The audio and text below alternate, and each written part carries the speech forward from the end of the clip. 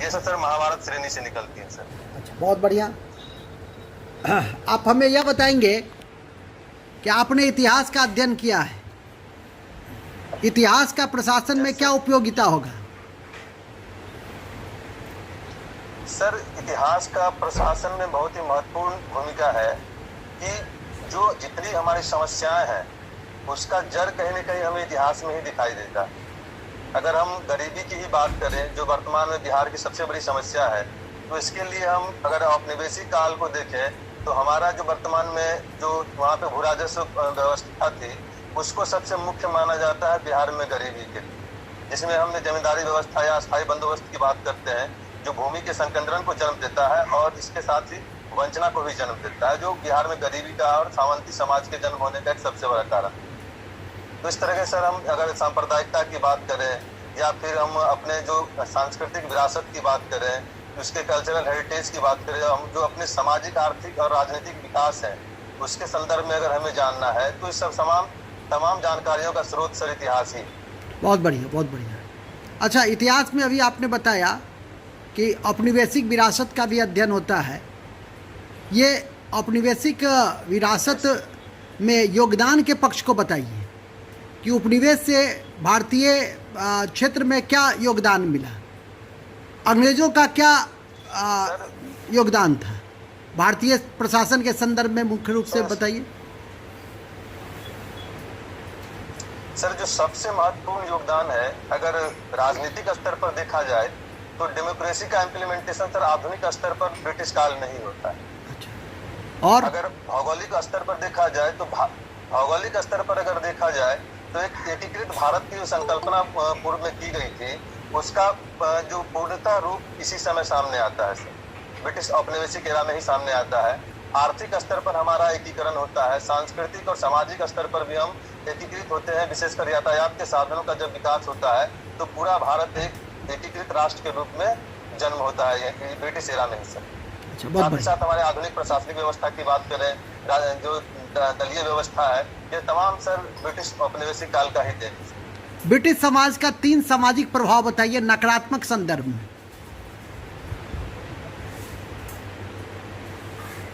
एक तो सर जो हमारे परंपरागत जो व्यवस्था थी, जो हमारी स्थानीय व्यवस्था, यानी कहते हैं कि स्थानीय स्तर पर जो हम आत्मनिर्भर थे उसको इसके द्वारा खंडित कर दिया गया ब्रिटिश शासन व्यवस्था के द्वारा, कि जो हमारा जजमानी व्यवस्था था जो अब लगभग छिन्न भिन्न हो गया, जो एक आत्मनिर्भर हमारे समाज की और परस्पर जो सोशल बाउंडेशन की हम बात करते हैं वो यहाँ से टूटना शुरू हो जाता है।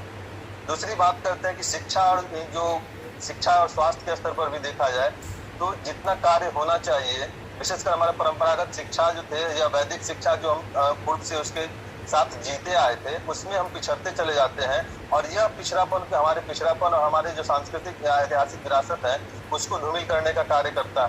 तीसरा अगर देखें तो गरीबी है, जो महिलाओं के पिछड़ेपन की बात है, इन तमाम संदर्भों में सर ब्रिटिश की जो शासन व्यवस्था थी उसकी सीमाएं। अच्छा, कोरोना का सामाजिक प्रभाव क्या देखते हैं?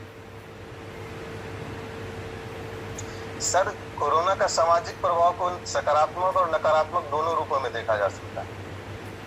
जैसे जब हम सकारात्मक रूप से बात करते हैं तो एक परिवार के स्तर पर अगर देखा जाए तो हम जानते हैं कि परिवार जो पहले अगर एकल परिवार की बात करें तो जो वर्किंग फैमिली है उसमें हम देखते हैं कि परिवार अपने लिए और अपने फैमिली के लिए समय नहीं दे पाता, लेकिन इस दौरान उसको समय मिलता है और वो एक दूसरे को जानते हैं, अपने बच्चों के प्रति जो उनका क्या दायित्व है, क्या कर्तव्य है, उसके निर्वहन में वो ध्यान देते हैं। तो एक सकारात्मक स्तर पर यहाँ पे पारिवारिक स्तर पर हमें दिखाई देता है।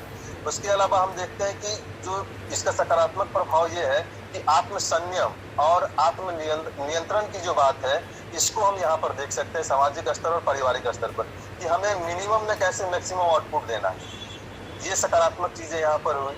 अगर नकारात्मक संदर्भों में देखा जाए तो एक तो एकाकीपन की जो संकल्पना है, एकाकीपन यहाँ पर जन्म लेता है, विशेषकर जो साइकोलॉजिकल प्रेशर के कारण बहुत सारे जो मनोवैज्ञानिक जो समस्याएं हैं वो यहाँ जन्म लेती है।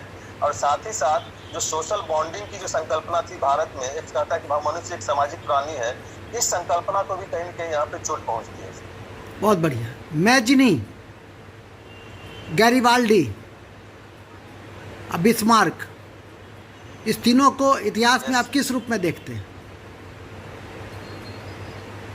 सर, ये वर्ल्ड विश्व इतिहास का एक महत्वपूर्ण व्यक्तित्व है और इन्होंने इटली और जर्मनी के एकीकरण में सर महत्वपूर्ण भूमिका निभाया था इनके द्वारा। रूसो और प्लूटो के विषय में आप क्या जानते हैं?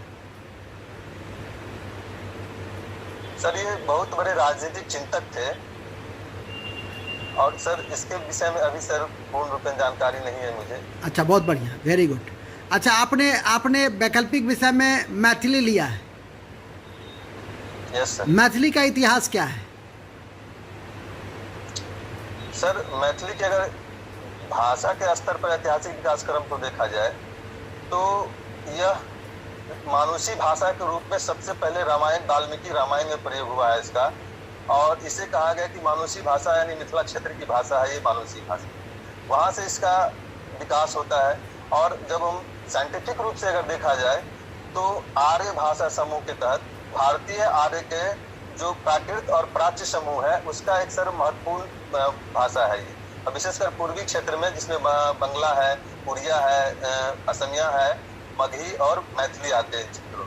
अच्छा, जब साहित्यिक अगर बात, हाँ नहीं, ठीक है, बोलिए। साहित्यिक स्तर पर अगर देखा जाए तो पहले शाब्दिक प्रमाण इसके मिलते हैं अमरकोश के टीका वगैरह में, और जो प्रत्यक्ष प्रमाण है वो वर्ण रत्नाकर से मिलता है सर यहाँ लगभग 11वीं सदी के आसपास। बहुत बढ़िया। अच्छा, मैथिली का जो अभी आपने विकास बताया, मैथिली में छंद भी है? Yes sir. कितने प्रकार के छंद हैं मैथिली में? सर, छंद के प्रकार तो नहीं पता है मुझे कभी। अच्छा, और कोई इससे जुड़ी? विद्यापति की जो रचनाएं हैं सर वो छंद में है। अच्छा, चौपाई और दोहा में क्या अंतर होता है? सॉरी सर, ये इसके प्रति अब विद्यापति किस छंद में लिखा करते थे कविता को? अच्छा, कोई बात नहीं। मैथिली पर बंगला का और संथाल का क्या प्रभाव पड़ा है? सर, बंगला का सबसे ज्यादा प्रभाव है, और जो पूर्व में अगर हम ग्रेगरसन महोदय की बातों को अगर उनके book survey linguistic survey of India को देखें तो उनमें यह स्पष्ट उनके द्वारा कहा गया था कि जो बंगला का एक बोली है मैथिली, तो इससे प्रत्यक्ष स्पष्ट प्रभाव दिखाई देता है और प्रत्यक्ष संबंध भी दिखाई देता है, क्योंकि एक तो हम अगर देखें ऐतिहासिक विकास क्रम में एक ही भाषा और उपभाषा समूह से यह निकला हुआ है। दूसरी बात कि जो अब प्रशासनिक स्तर पर भी देखें तो हम जब उत्तर मुगल काल में जब हम बंगाल शासन के अधीन आते हैं तो उस समय भी एक प्रशासनिक भाषा के रूप में बंगला के प्रभुत्व के कारण एक दूसरे के बीच प्रत्यक्ष संबंध स्थापित होता है। तीसरी बात की जो सांस्कृतिक स्तर पर भी शाक्त समूह की भाषा होने के कारण इस दोनों के बीच प्रत्यक्ष संबंध दिखाई देता है, चाहे वो व्याकरणिक स्तर पर हो या सामाजिक सांस्कृतिक स्तर पर हो, दोनों के बीच प्रत्यक्ष संबंध। अभी आपने संथाली की बात करें तो सर, हाँ ठीक है, बोलिए। सॉरी सर, हाँ बोलिए। संथाली में सर एक तो शाब्दिक हम समानता देखते हैं कि कुछ ऐसे शब्द हैं जैसे ओरचल है, चौथल है, ये जो मैथिली भाषा है उसमें इसका उपयोग नहीं होता है। जब हम बात करें जो भाषा स्तर के समूह के स्तर पर, तो जहाँ मैथिली आर्य भाषा समूह का भारतीय भाषा परिवार का सदस्य है, वही जो मैथिली है वो अनार्य भाषा परिवार समूह, संथाली अनार्य भाषा परिवार समूह का सदस्य है। इस कारण दोनों में व्यापक असमानता दिखाई देती है, लेकिन आधुनिक विकास क्रम और जो आपसी जो कहते सांस्कृतिक आदान प्रदान के कारण कुछ समानताओं के तत्व भी इसमें सर दिखाई देते हैं। ठीक है, वेरी गुड। नेक्स्ट, अब छोटे सर आपसे कुछ जानकारी लेना चाहेंगे। छोटे सर। yes,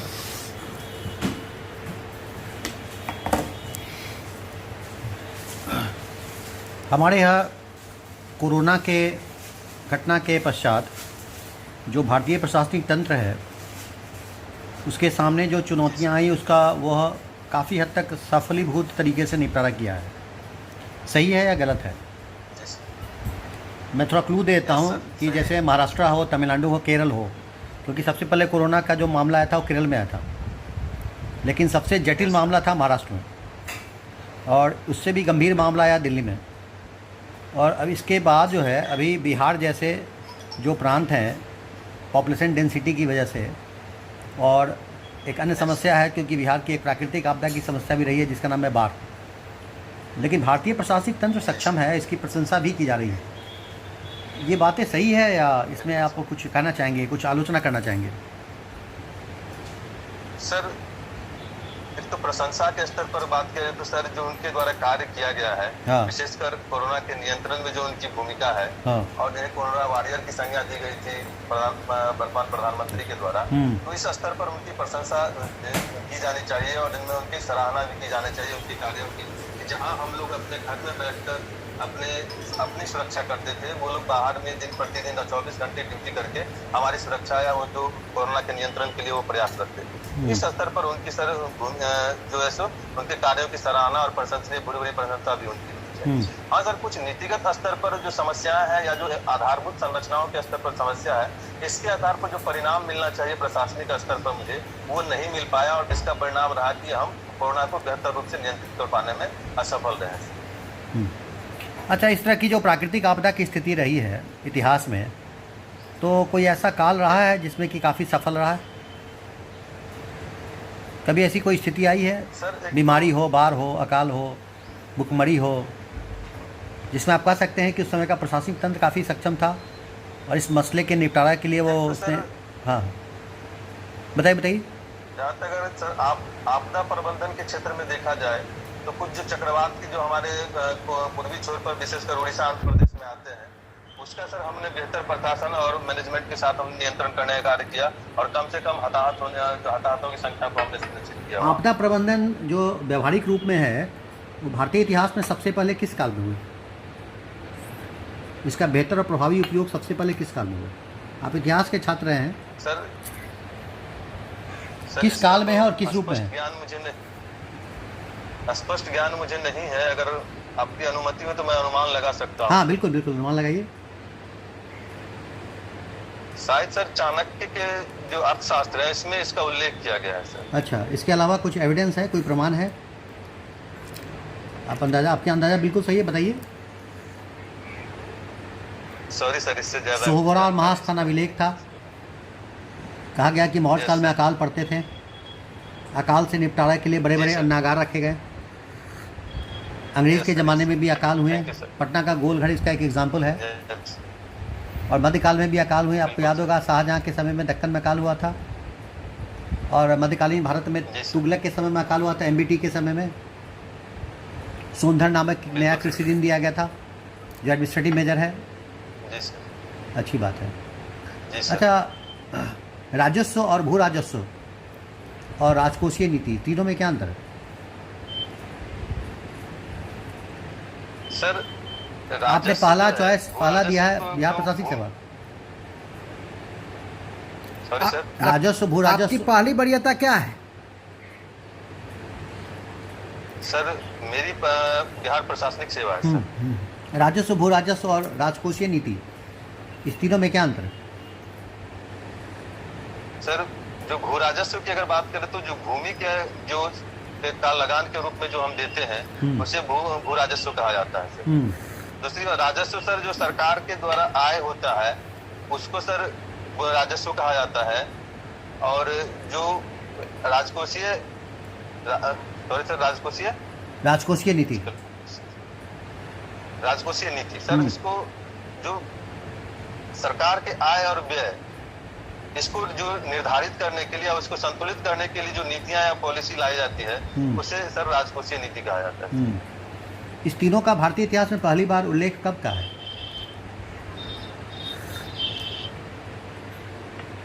इस तीनों शब्दावली का व्यवहारिक उपयोग जो है वो किस काल में? सॉरी सर, इसके उत्तरवैदिक काल से शुरू होता है। उत्तरवैदिक काल से शुरू होता है। भू राजस्व भारतीय इतिहास में सकारात्मक भी रहा और अंततः नकारात्मक हो गया। ये जो शब्दावली है यह सकारात्मक भी रहा और नकारात्मक हो गया। ये कैसे हो गया और कहाँ हो गया और कब हो गया? सर नकारात्मक जो ज्यादा अगर विस्तार के स्तर पर